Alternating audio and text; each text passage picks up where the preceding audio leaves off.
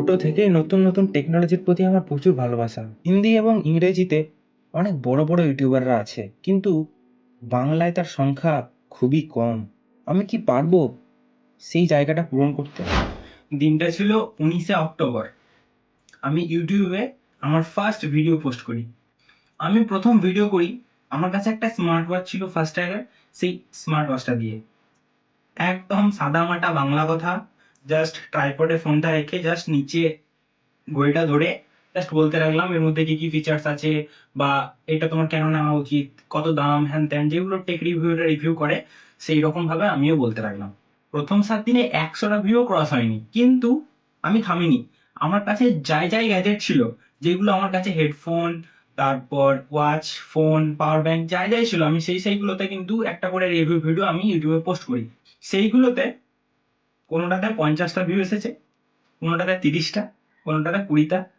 খুব একটা বেশি লোকে দেখতো না, কারণ দেখবেই বা কি, আমার চ্যানেলে না আছে সাবস্ক্রাইবার, নতুন চ্যানেল, কেউ চেনেও না আমাকে।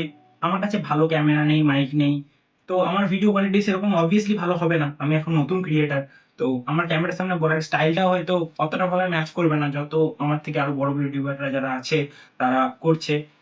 তো আমার ভিডিও লোকে দেখবে বা কেন? আমার কাছ থেকে কিছু একটা আউটপুট পাবে, তবে না তুমি ভিডিওটা দেখবে। আমি তোমাকে কিছু দিতে পারবো, তবে না তুমি ভিডিওটা আমার দেখবে, না তো তুমি কেন দেখবে? আরো অন্য ক্রিয়েটার আছে, তুমি তাদের ভিডিও দেখবে। তারপর হঠাৎ একদিন ফোনে একটা নোটিফিকেশন ঢুকলো। সেই নোটিফিকেশনটা দেখলাম, ছিল একজন ভিডিওতে কমেন্ট করেছে যে আমার যে স্মার্ট ওয়াচটা আমি রিভিউ করেছিলাম, তো তার মধ্যে কোনো ইস্যু আছে নাকি। তো তখনই আমি ভিডিওটা খুলে দেখলাম, দিয়ে ওকে রিপ্লাই করলাম যে না, আমার এখনো পর্যন্ত কোনো ইস্যু হয়নি। তারপরে আমার চোখ গেল ভিউ এর দিকে। আমি দেখলাম ওই ভিডিওটা আমার ফার্স্ট ভিডিও, তাতেও কিন্তু 500টা ভিউ ক্রস করেছে। আর আমার চ্যানেলে তখন সাবস্ক্রাইবার মাত্র 4টে, হয়তো কোনো বন্ধু বন্ধু কেউ সাবস্ক্রাইব করে দিয়েছিল, বা এক দুজন হয়তো আননোন সাবস্ক্রাইব করেছিল। তো সেই জিনিসটা দেখে আমি কিন্তু খুব খুশি হয়েছিলাম। আমার মাত্র 4টে সাবস্ক্রাইবার, তার মধ্যে কিন্তু 500 জন আমার ভিডিওটা দেখেছে এবং তার মধ্যে কমেন্ট করেছে, লাইক করেছে, মানে পছন্দ করেছে ভিডিওটা। যদিও সেই ভিডিওর মধ্যে আমি মুখ দেখাইনি, জাস্ট ক্যামেরার সামনে জাস্ট মানে একটা স্মার্ট ওয়াচ নিয়ে জাস্ট আমি বলছি মুখে আমার মনের মধ্যে কি কি আছে, কি আমার লেগেছে স্মার্ট সম্বন্ধে, সেইটা আমি শুধু বলছি। তারপরে আমি আলাদা আলাদা গ্যাজেট ফ্লিপকার্ট থেকে বা অ্যামাজন থেকে অর্ডার দিয়েছি, বা আমার কাছে যেগুলো ছিল সেইগুলো কিন্তু আমি একটা করে রিভিউ করতে লাগলাম। আর দেখলাম তাতে মোটামুটি লোকজন দেখছে, আর আমার আস্তে আস্তে সাবস্ক্রাইবারও বাড়ছে। আজকে আমার এখন সাবস্ক্রাইবার হচ্ছে 500টা।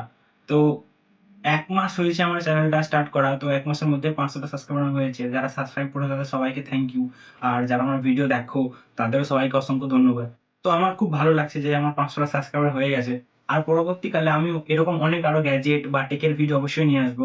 তোমরা যারা সাবস্ক্রাইব করোনি তারা করতে পারো, যাতে আমি বাংলাতে ভালো কিছু করতে পারি। অনেক অনেক ক্রিয়েটার তো আছে, হিন্দির মধ্যে আছে বা ইংলিশের মধ্যে আছে, যারা ভালো ভালো টেকের জিনিসপত্র নিয়ে মানে রিসার্চ করে। তো আমার সেরকম করতে খুবই হেভি ইন্টারেস্ট আমার। তো অবশ্যই তোমরা কমেন্ট করবে এবং কমেন্টে লিখতে পারো যে এই গ্যাজেট রিভিউ করা উচিত। তো আমার বাজেট অনুযায়ী আমি চেষ্টা করবো সেগুলো রিভিউ করার। আর এখন তো চ্যানেল মনিটাইজ হয়নি, যখন মনিটাইজ হয়ে যাবে তো তখন আমি যেই টাকাটা ইউটিউব থেকে আর্ন করবো সেই টাকাটা মানে 90% আমি আবার ইউটিউব ভিডিওতে লাগিয়ে দেবো। কারণ কারণ আমার হেভি ইন্টারেস্ট ওইসব জিনিস, আমার টেকের প্রতি হেভি ইন্টারেস্ট আছে। তো আমি নতুন নতুন জিনিস এক্সপ্লোর করতে চাই। তো আমি দেখবো যে আরো যারা মানে বড় বড় ক্রিয়েটার আছে তাদের কাছে যেসব জিনিসপত্র আছে সেগুলো আমি আস্তে আস্তে কিনবো এবং তোমাদেরকে দেখাবো। আর সেই কমপ্লিট জিনিসটা হবে পুরোপুরি বাংলাতে, একদম পুরো সাদা মাটা বাংলা কথায়। তো তোমাদেরকে আমাকে সাপোর্ট করতে হবে, তবেই সেই জায়গাটা আমি অ্যাচিভ করতে পারবো।